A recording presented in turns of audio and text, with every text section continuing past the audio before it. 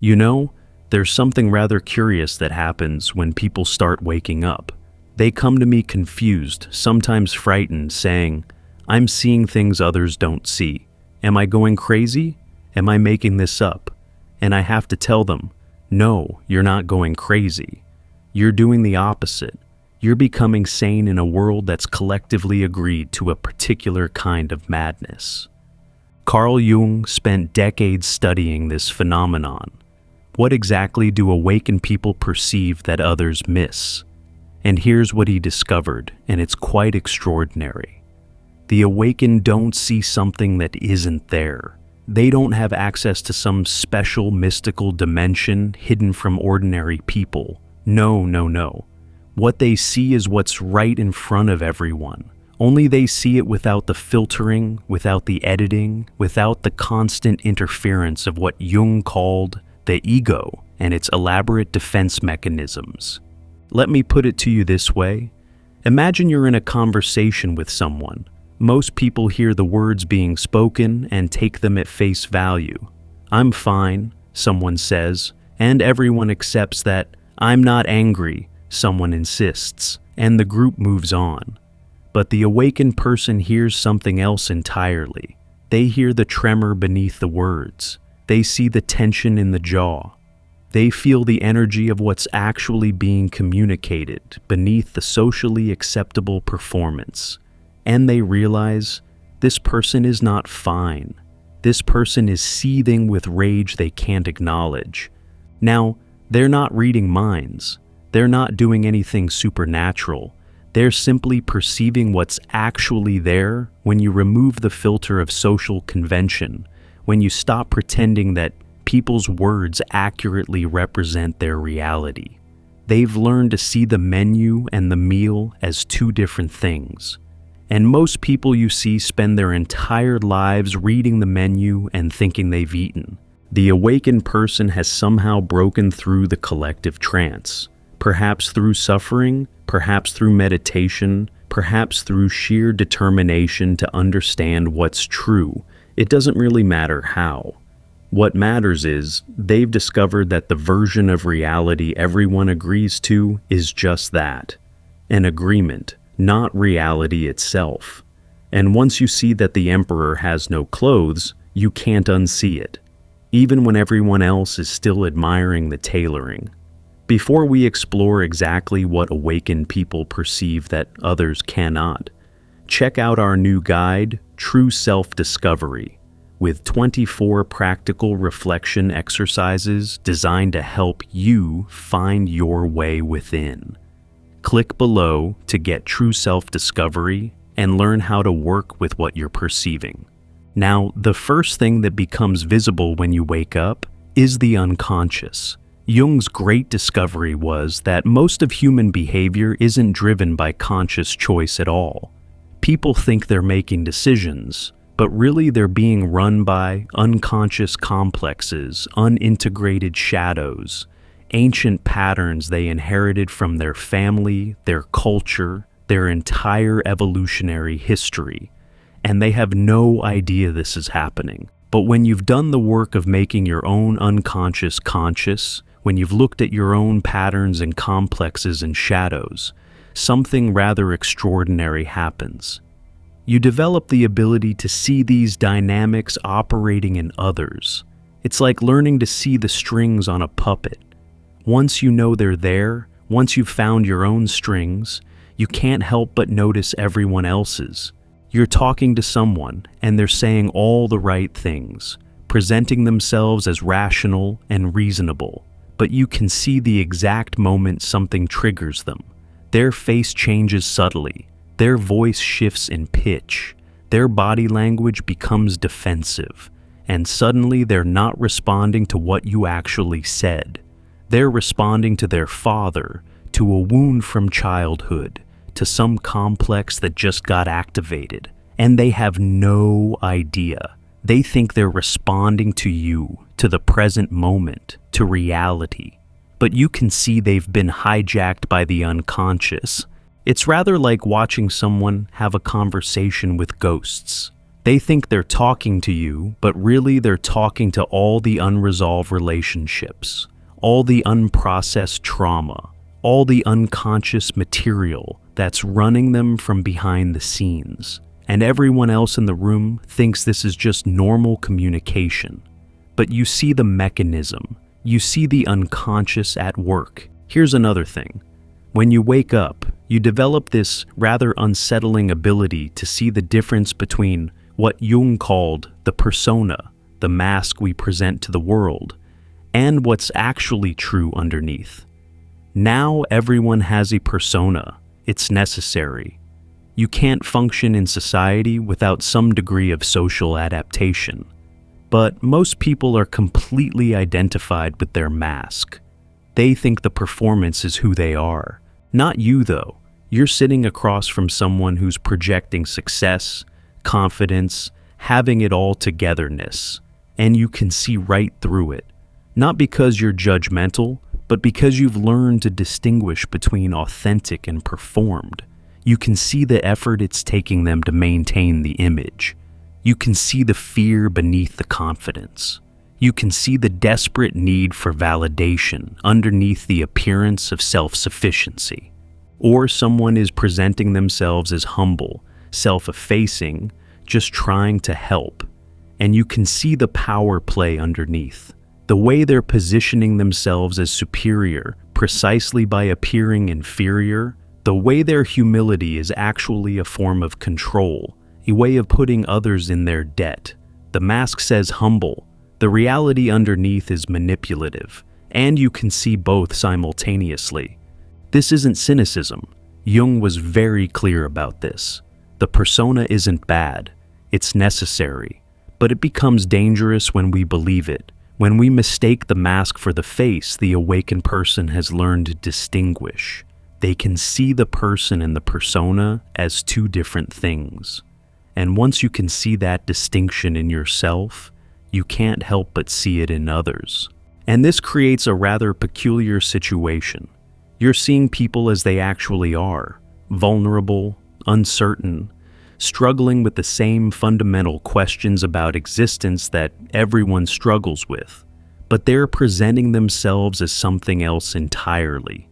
And you can't tell them what you see because they need the mask. They've built their entire identity around it. Suggesting it's just a mask would be like pulling the rug out from under their entire sense of self. Now, here's perhaps the most important thing awakened people see. Shadow. Jung's shadow. All the qualities we've rejected because they didn't fit our self-image. All the aspects of ourselves we've pushed into the unconscious because they were unacceptable. And when you've done the work of facing your own shadow, of integrating those rejected parts, your vision changes dramatically. You're listening to someone rant about how terrible some group of people is, how lazy immigrants are, or how corrupt politicians are, or how stupid people who disagree with them are, and everyone else is nodding along, either agreeing or politely disagreeing. But you can see what's really happening. This isn't about those other people at all. This is shadow projection. They're seeing in others what they refuse to acknowledge in themselves. The person raging about laziness is running from their own disowned desire to rest. The person obsessed with others' corruption is avoiding their own ethical compromises. The person calling others stupid is terrified of their own inadequacy. It's so obvious once you see it. They're not describing the other, they're describing themselves. The qualities they most vehemently attack in others are precisely the qualities they most desperately need to integrate in themselves. Or you're watching someone be excessively nice, excessively helpful, excessively concerned with being good and moral and pure, and you can see they're running from a massive shadow. All that light is compensating for disowned darkness. All that niceness is defending against disowned aggression. All that goodness is keeping at bay disowned selfishness, sexuality, rage. The brighter the persona, the darker the shadow it's concealing. Jung said, "Everyone carries a shadow, and the less it is embodied in the individual's conscious life, the blacker and denser it is. You can see how true this is. The most judgmental people are running from their own judge parts. The most controlling people can't acknowledge their own chaos. The most rigid people are sitting on tremendous flexibility they're terrified to express. This sight is both useful and isolating. Useful because you understand what's actually driving behavior. Isolating because you're seeing what people most desperately don't want seen, by others or by themselves. You're watching them project their shadows onto convenient targets while convinced they're simply observing reality.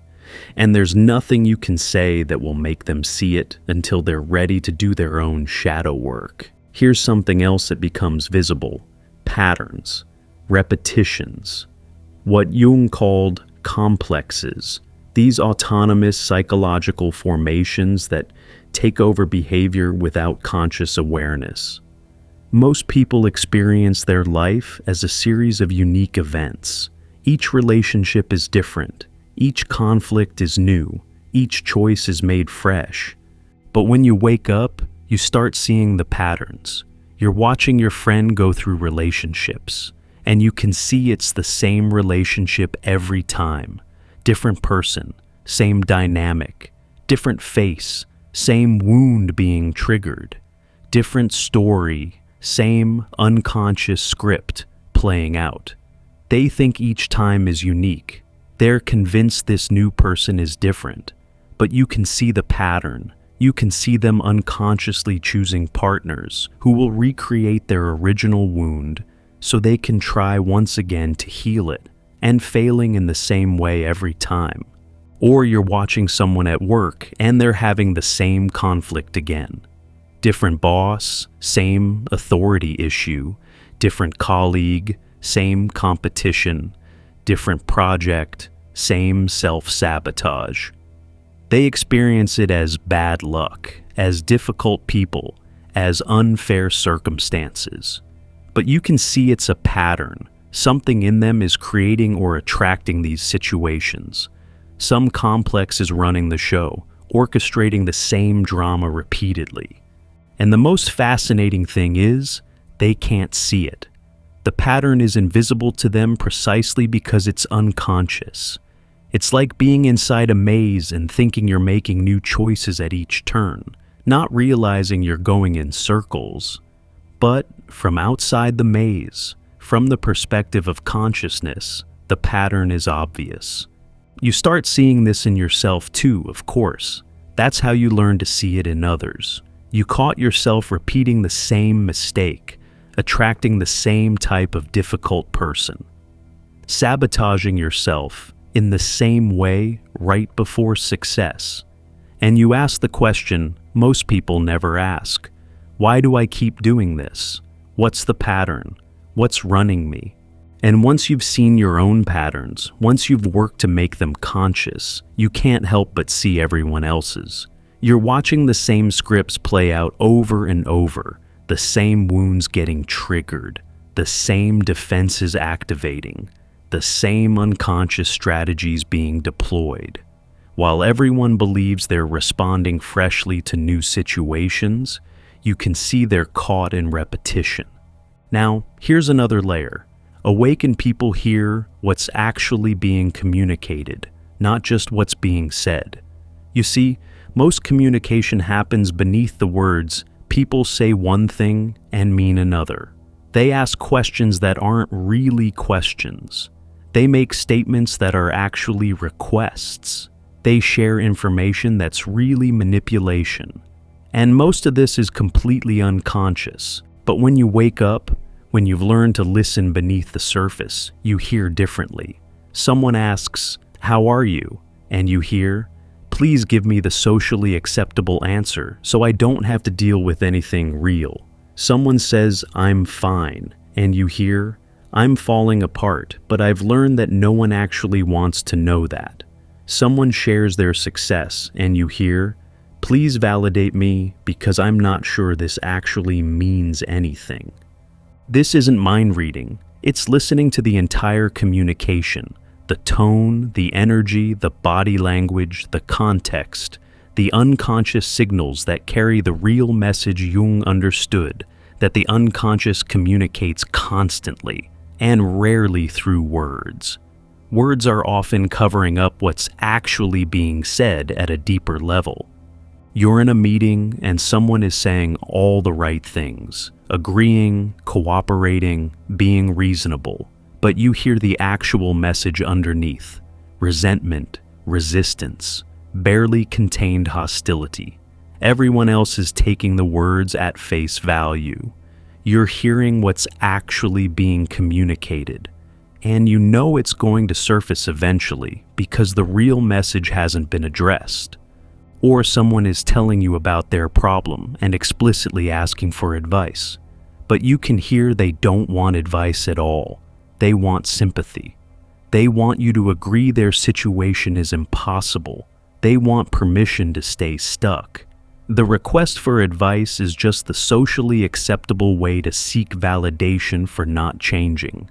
This kind of hearing is rather like seeing through water. The surface shows one thing, the depth reveals another, and most people only look at the surface. They take words at face value. They believe what people say they mean, but you've learned to perceive the depth, and once you can hear that way, you can't go back to surface listening. Here's something else. The awakened see what Jung called the collective unconscious in action. They see people who think they're individuals making individual choices, but who are actually enacting collective scripts without any awareness of it. They're living lives that were written for them by their culture, their family system, their entire civilization. And they believe these are their own choices. You're watching people pursue the same life path: university, career, marriage, house, children, retirement, and treating it as their personal dream, their individual choice. But you can see it's a collective script. They're following a pattern laid down by culture, reinforced by family expectations, supported by every social structure. There's nothing inherently wrong with this path, but it's not as individual as they think it is. Or you listen to people express their opinions, their political views, their values, and you can hear they're just repeating what their tribe believes, what their demographic is supposed to think, what their social group has agreed is true. They've never actually examined these beliefs. They've just absorbed them from the collective and then claimed them as personal convictions. Jung said most people are completely identified with the collective. They think collective thoughts and call them personal. They feel collective emotions and believe they're individual feelings. They pursue collective goals and think they're following their own path. And suggesting they might not be as individual as they think, well, that's the ultimate threat to the ego. But you can see it now. You can see when someone is thinking for themselves versus when they're thinking what they've been conditioned to think. You can see when a choice is truly individual versus when it's the collective choice dressed up in the language of personal preference. You can see the collective trance, and you can see who's still completely embedded in it. Now, here's perhaps the most fundamental thing awakened people see: the difference between what's real and what everyone agrees to call real. There's actual reality, what's happening, and then there's social reality, what everyone has collectively agreed to pretend is happening. And most people can't distinguish between the two. They think social reality is reality. But awakening shatters that confusion. You're in a situation that everyone agrees is good: a successful career, a stable relationship, a respectable life. And you can see it's not real. It's a performance. It looks good from outside because it matches the collective template for what success is supposed to look like. But underneath, it's hollow. There's no authentic life being lived, just social roles being performed. Or you're listening to someone talk about their dreams and goals, and everyone is being encouraging and supportive because that's what you're supposed to do. But you can see these dreams are based on illusions built on unexamined assumptions, heading toward destinations that won't actually provide what the person is seeking. The social agreement is to support people's stated goals, but you can see the goals themselves are coming from unconscious needs and won't satisfy what's actually being sought. This capacity to see through collective agreements to what's actually real is perhaps the most isolating aspect of awakening. Because you're surrounded by people who are deeply invested in social reality, in the collective agreements about what's valuable, what's true, what matters.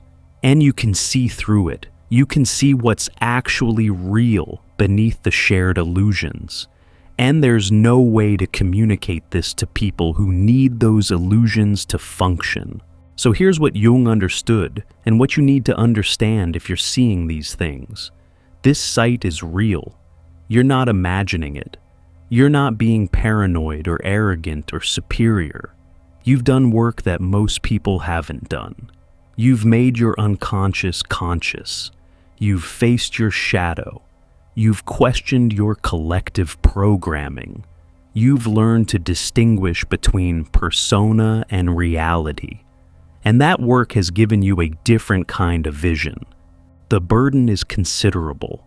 You're seeing things others don't see, which means you're often alone even in a crowd.